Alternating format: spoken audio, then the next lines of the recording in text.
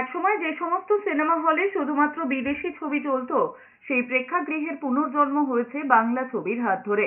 তালিকায় 3টি পুজোর ছবি: বহুরূপী, টেক্কা, শাস্ত্রী।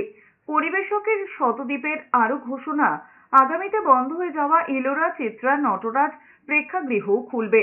শতদ্বীপের বাবা পরিবেশক রতন সাহা বলেছেন, এই একটি নয়, আগামীতে 100টি প্রেক্ষাগৃহ খুলতে চান। সেই তালিকায় তার বাবার খোলা ইলোরা প্রেক্ষাগৃহটিও রয়েছে। নানা কারণে দীর্ঘদিন প্রেক্ষাগৃহটি বন্ধ। উত্তর কলকাতাতেও বন্ধ একাধিক প্রেক্ষাগৃহ। তালিকায় মিত্রা, দর্পণা, রূপবাণী, রাধা। সেই প্রসঙ্গ তুলেই শতদ্বীপ বলেছেন, রাধা ছাড়া বাকি 3টি প্রেক্ষাগৃহ ভেঙে শপিং মল তৈরি হয়েছে, এগুলো তাই কিছু করা যাবে না।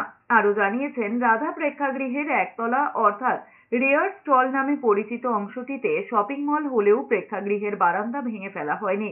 কিন্তু প্রবেশদ্বার না থাকায় চাইলেও তিনি সিনেমা হলটির পুনর্নির্মাণ করতে পারবেন না। পাশাপাশি একাধিক নতুন সিনেমা হল খোলার ভাবনাও রয়েছে তার। আমরা আবার এটাকে রিভাইভ করার চেষ্টা করছি এবং ইয়েস, আপনারা দেখতেই পাচ্ছেন এখন প্রায় আমরা খোলার মুখে।